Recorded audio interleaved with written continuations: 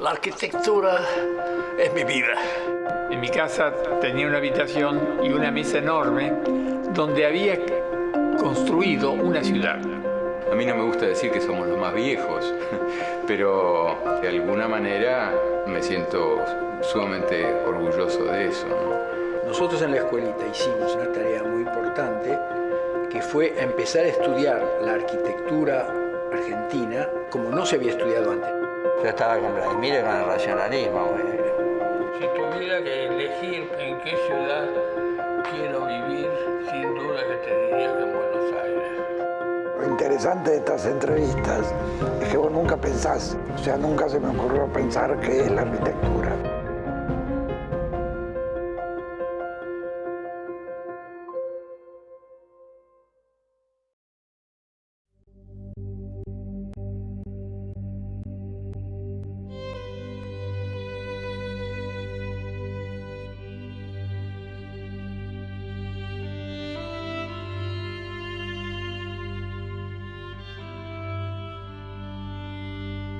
Nuestro estudio cumple 30 años este año, creo que son 30, ¿no? Qué mal comienzo. Qué mal comienzo para una conversación. Pero 30 años bien llevados, fructíferos, creativos, satisfactorios, en un estado permanente de estar creciendo, me parece. Para nosotros la arquitectura no es un edificio terminado, sino que es un proceso. Tan proceso es que uno podría decir, como estamos diciendo ahora, que es proceso, todo lo que estás haciendo todo el tiempo es un solo proceso, pero cada obra es un proceso. Estos laburos con las torres, con estos mega estudios norteamericanos y eso, nos enseñaron a trabajar en un contexto de un proceso de extrema complejidad, de gran interacción, con gran cantidad de asesores, o sea, te dan la experiencia de transitar un proceso complejo, interactuando además con clientes complejos, que son los clientes corporativos. En la originalidad, digamos, el pecado mayúsculo de los arquitectos, suponer que tienen que hacer algo siempre distinto que el que hizo la cosa anterior. ¿A quién le puede interesar menos? Bueno, digamos, estamos en un momento en la historia de la arquitectura en el que claramente es muy importante, especialmente desde que la arquitectura se convirtió más que nunca en los últimos años en una especie de simbolismo interpretado posiblemente por algunos arquitectos, no todos, ¿no? Este esquema que hay ahora de que los arquitectos están siempre en función de esta cosa que es una novedad por una novedad misma. Nunca fue nuestro caso, nunca nos interesó. Nuestro es un proceso, como bien leía recién Emilio, es un proceso en el cual aparecen nuevas condicionantes de los procesos, como siempre. Imagínate, tener que encarar estas cosas en el sur, las de los módulos de la Patagonia o lo que fuere, es necesariamente un proceso nuevo, pero justamente en la riqueza del proceso nuevo está un resultado discreto, modesto. No hay una pretensión de que sea mucho más que eso, ¿no?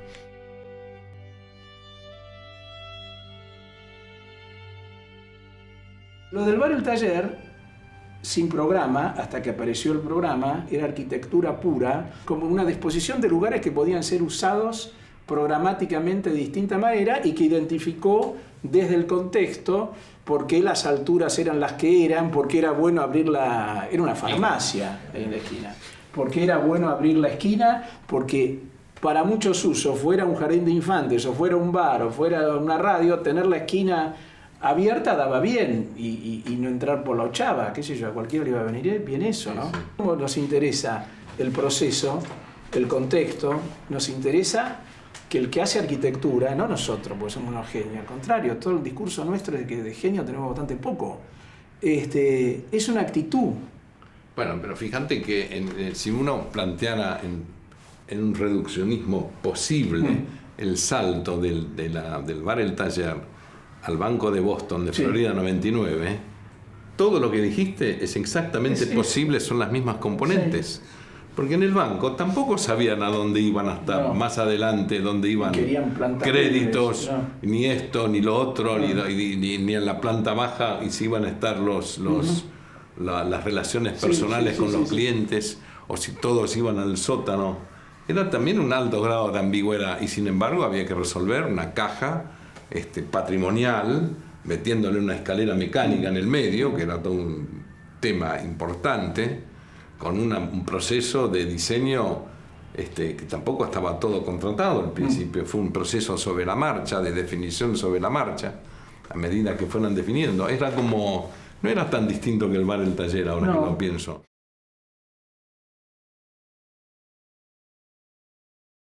Una cosa en la que se avanzó mucho y que es realmente un avance que tiene que ver positivo y que tiene que ver con lo sustentable es en toda la actitud y la ciencia de la intervención en edificios existentes, la intervención en el patrimonio, más allá o más acá de la cualidad patrimonial para los historicistas que tenga un edificio. Porque realmente darle un nuevo ciclo de vida a un edificio, recuperando lo que el edificio original trae ya como insumo y gasto energético que se hizo para hacer el edificio, entonces decir que una cosa que aparecía cuando uno empieza a hablar con temas que tienen como la gran mayoría de los primeros edificios que se fueron más fácil a nivel mundial, certificando con certificación LEED, es el reciclaje de edificios existentes, porque ya trae de suyo una cantidad de tecnología y de energía puesta en el edificio original. Yo creo que eso es una cosa en la que avanzó la arquitectura y la componente de las visiones de la arquitectura que hacemos y la evolución de lo moderno en cómo meterse con edificios existentes. Bueno, si no fuera porque existe la intervención en lo construido, en Italia no habría arquitectos porque no podrían hacer nada, ¿viste? Y realmente hay... ¿Cómo se entiende que un programa socialmente válido hoy pueda calzar adentro de un edificio importante existente? Eso también es una actitud, es una especie nuevo. Es nuevo. Nuevo con el de Bueno, los nuevo, 80. es nuevo, pero es cierto también que cuando uno visita iglesias clásicas, tenés layers también, como de 300 años, pero con componentes más desde lo... Pero es el mismo uso. Ahora es un cambio de uso, ¿no? Claro. Es el mismo uso, el tipo rezando. ¿Viste? Claro, exacto. Y más que nada que va cambiando de los sistemas, llamarle visuales, de los distintos momentos arquitectónicos, ¿no? Más renacentista. Nosotros, la mitad de nuestros edificios deben ser reciclados, diría. Fácil. Bueno, por empezar, uno cuando hace un edificio nuevo recicla un sitio, ¿no? Es como que, ¿no? El transformar el... Para nosotros sí, para otros no. Para otros no. No es tratar de imponer... O sea, de antemano te morís de ganas de hacer un edificio que tenés en la cabeza y calzarlo en el primer lugar que te aparece, o estás esperando que te aparezca un lugar en el cual podés desarrollar el edificio que hace falta en ese lugar. Son dos actitudes distintas.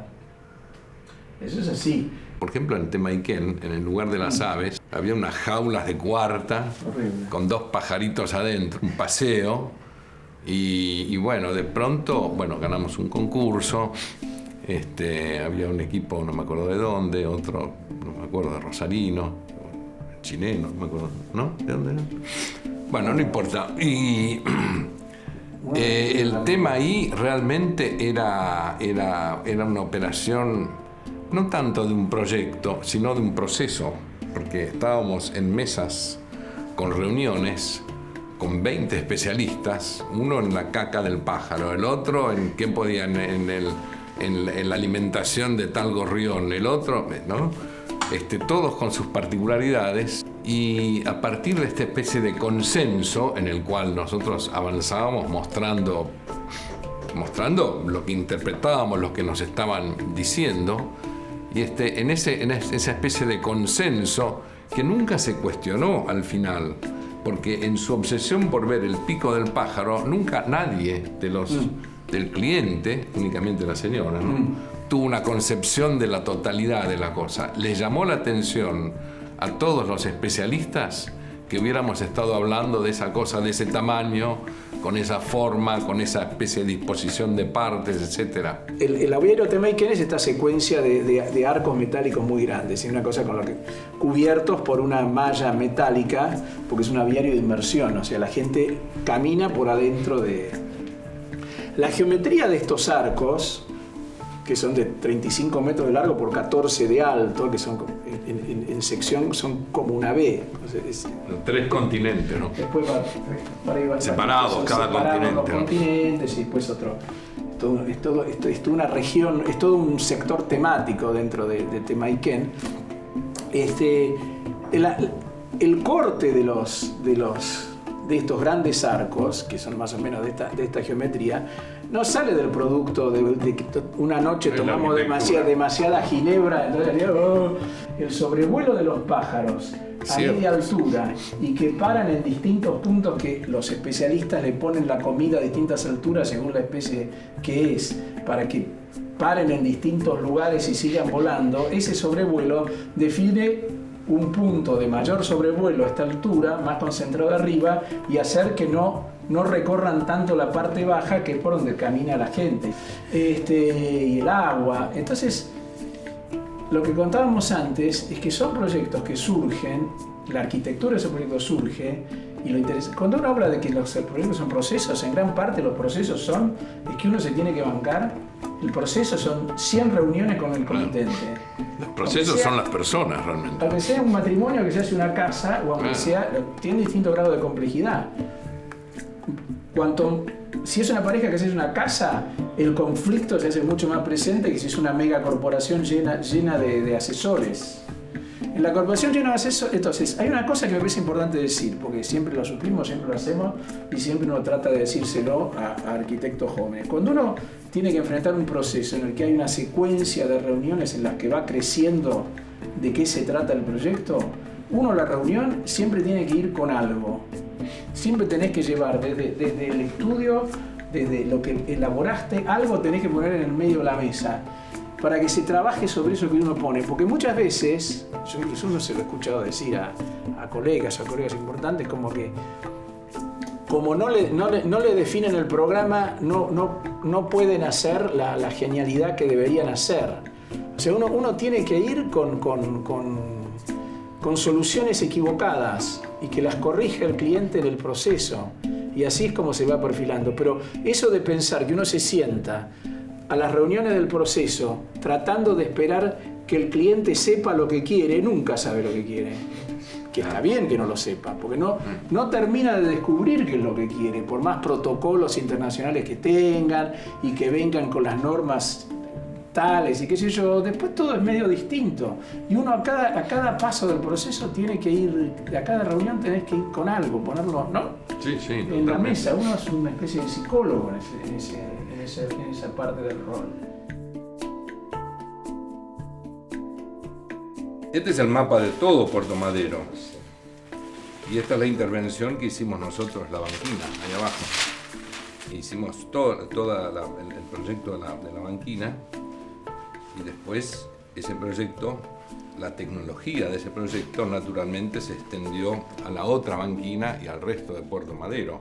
La primera parte que se hizo fue este extremo que está acá, el módulo 1, en el cual se definieron la baranda, los pisos, las luminarias, todos los ensayos sobre los temas de pisos que se podían colocar. Había una obsesión con el reciclaje de lo que hubiera, que todo eso el visitante o el usuario tuviera la percepción de que era algo intemporal, de que siempre hubiera estado, ¿no? Que no hubiera una situación en la cual estuviéramos proyectando algo nuevo, sino un reciclaje de algo que cambiaba de uso. Imagínate, era industrial, grúas, barcos, bolsas de cereal, etc. Y de pronto es un paseo turístico. Pero, por ejemplo, nunca estuvimos de acuerdo con la arboleda que se plantó sobre la banquina. Nunca nos gustó, porque eran estos arbustos grandes, no eran lo que hubiéramos pensado que podrían ser árboles, como sí hay en los extremos, ¿no? Lo nuestro no era un proyecto urbanístico. Lo nuestro era un proyecto urbanístico, sería lo que hicieron Bortagaray y los otros sobre la planificación de toda Puerto Madero. Lo nuestro era la resolución práctica de algo que tenía que ser un puntapié inicial, o sea, era el Estado que hacía la primera inversión, no era el sector privado. Lo nuestro, me parece que justamente tiene esa cosa de la intemporalidad. Podría haber estado antes, o se podría haber hecho después. O sea, no imita la historia, pero hay una tradición en la tecnología de la banquina de Puerto Madero, en las barandas. Son 4 cosas, porque la baranda, el piso, el mobiliario urbano de Diana, son 4 cosas. Lo que pasa es que es un proyecto de 8 metros de ancho por 4 kilómetros de largo, o sea que es una plaza de 4 hectáreas. Eso es bastante, ¿no?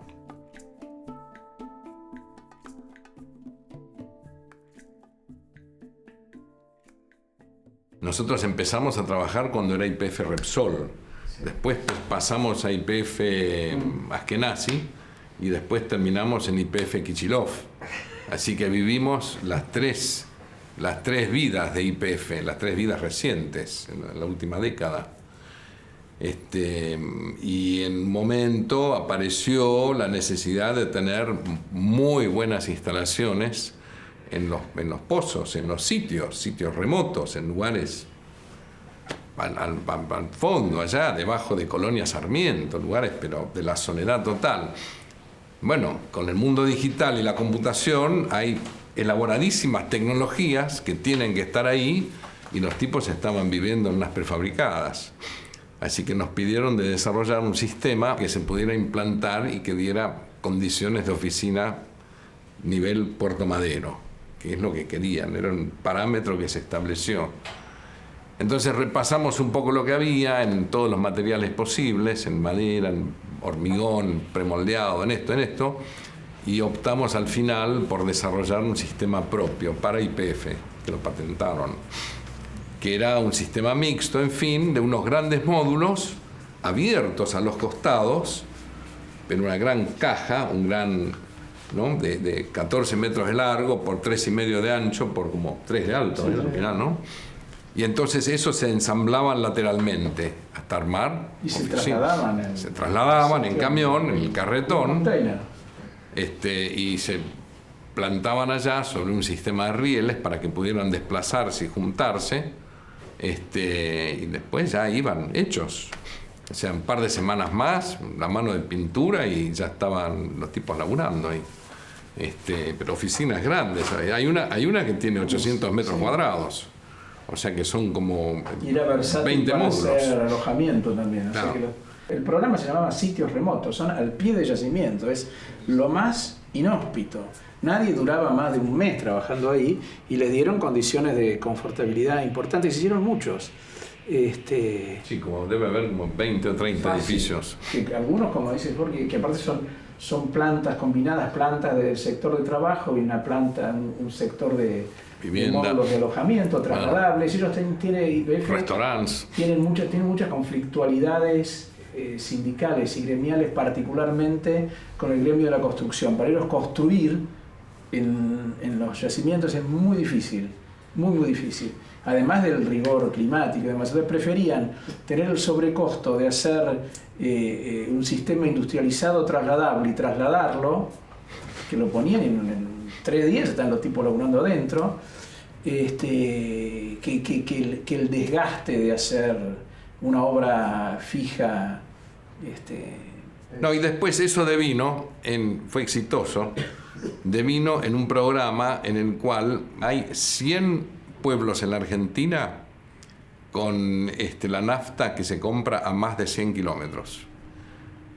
Querés cargar el tanque, haces 100 kilómetros, volviste y consumiste la mitad del tanque. Entonces eso llevaba necesariamente muchos pueblos, muchos que probablemente conozcan, Iruya, supongamos, era uno, donde la nafta se vendía clandestinamente, y esto es malo, peligroso. Entonces desarrollamos un sistema de un tanque aéreo quiero decir que está sobre superficie, no bajo superficie, como son por definición los tanques, ¿no? Es un tanque que tiene doble capa, metálico, no me acuerdo los espesores del metal, es una capa adentro, otra afuera, está dividido en 2, mitad nafta, mitad gasoil, un tanque de como 40.000 litros, ¿no? Y al lado hay otro módulo que tiene la cucha para atender, el surtidor, un baño de discapacitados. con más, que son dos piezas que se ensamblan, con más la particularidad de que en el paralelo 36 al norte tenían colectores solares y el 36 al sur un aparato eólico desarrollado especialmente para el INVAP, para alimentarlo.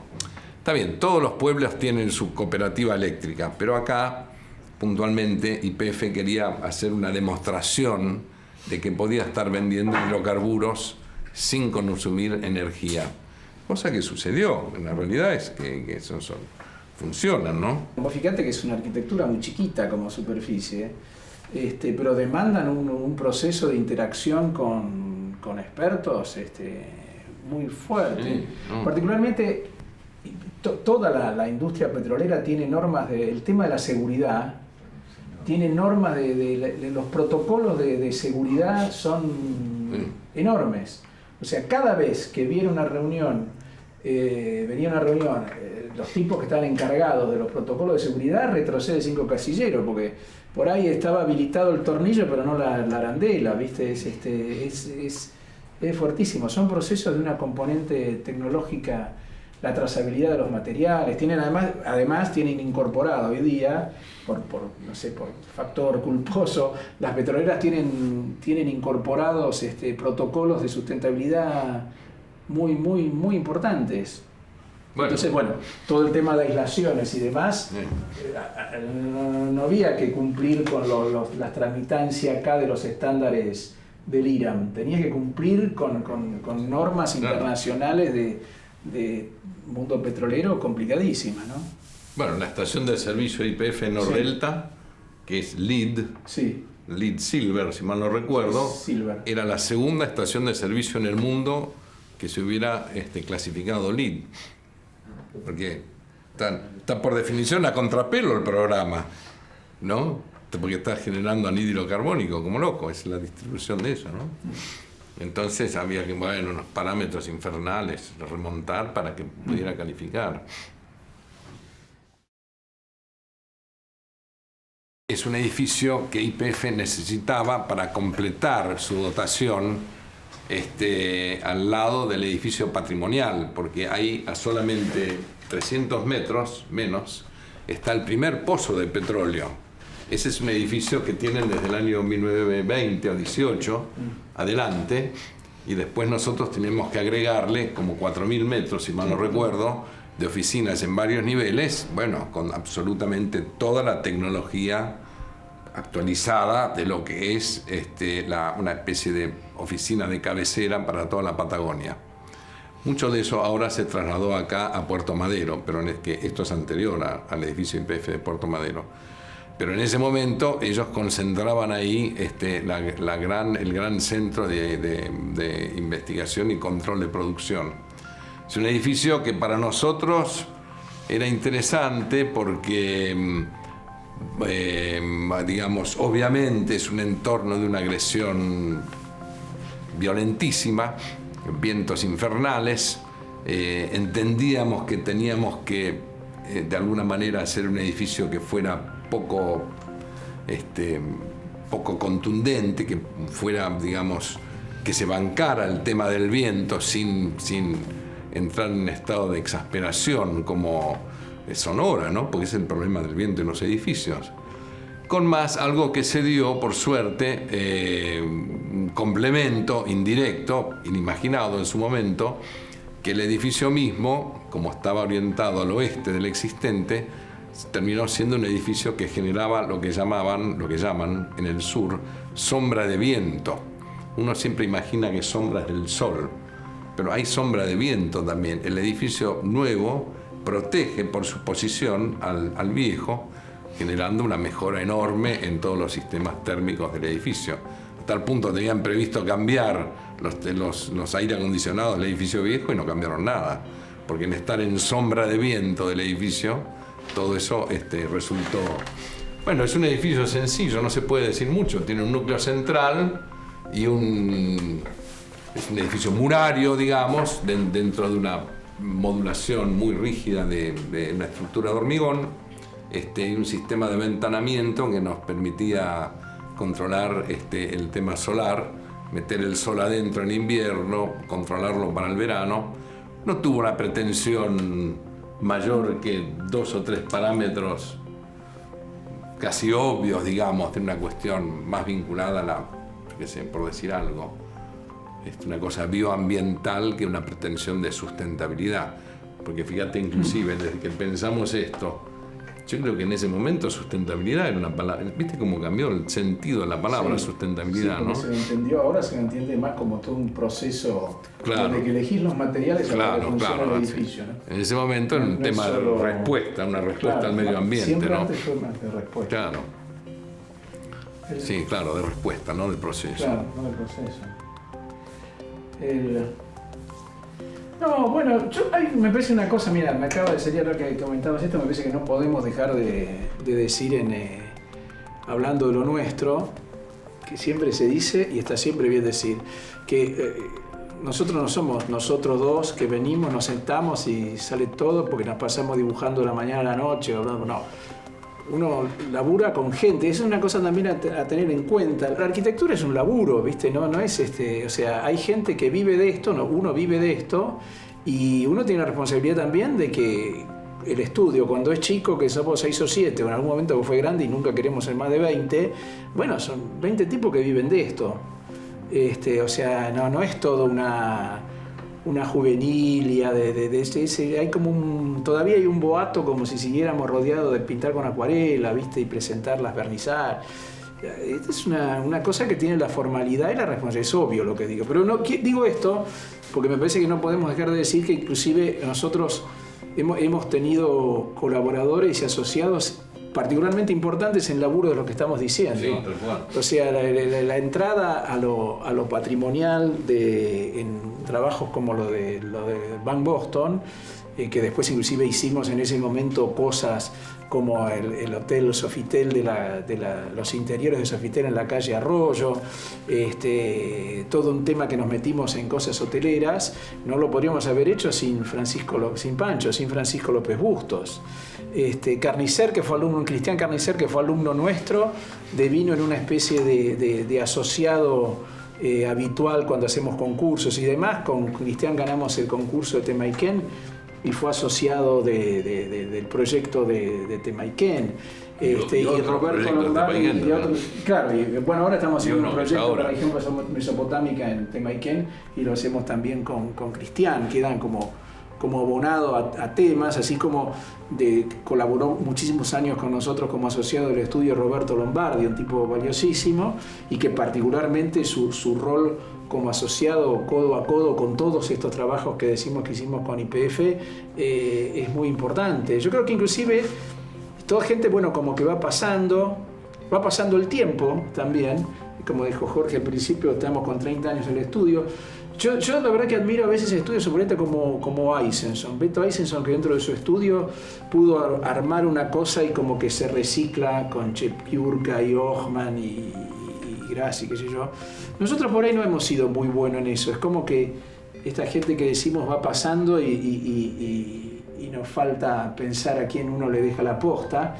Pero, qué sé yo, ahora estamos haciendo unos trabajos desde hace 2 o 3 años, unos trabajos grandes para Procrear con el grupo Petersen, un Procrear muy grande en obra en Mendoza y otra terminada la documentación en San Justo, cosas así megalómanas, de torres y tiras para toda la operación Procrear, que es interesantísimo, y eso le dio mucho crecimiento a Emilia Alvarado del estudio, que ¿viste? Es gente que como arquitecto muy joven empezó a entrar al estudio y empezás a mí me parece que es muy bueno ver, cuando uno ve en qué es capaz la gente, es bueno ver en qué es capaz, y particularmente que un arquitecto que fue creciendo en el estudio tenga capacidad de llevar la gestión de un proyecto, es fantástico. Como decimos, hay gente del estudio que puede hablar con clientes, llega el momento en el que puede hablar con el cliente, es como esa es la clave. Igual siempre creo que somos un poco mancos en construir la posta,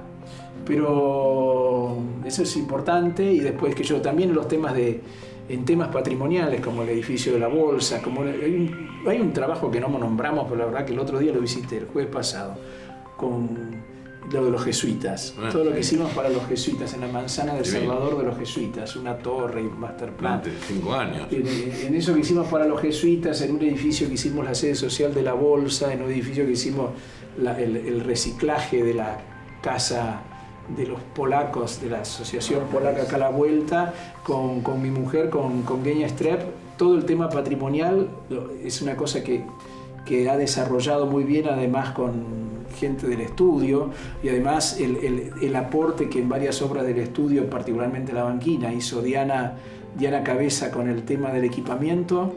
Bueno, yo creo que esto es importante decir porque esta cosa de que No estamos solos. no estamos solos, porque además, claro, por ahí a alguien le toca contarla, pero es mucho laburo y hay que estar, ¿viste? Que al fin de mes todos tienen que estar contentos, y nosotros también. Así que bueno, no es nada más que eso.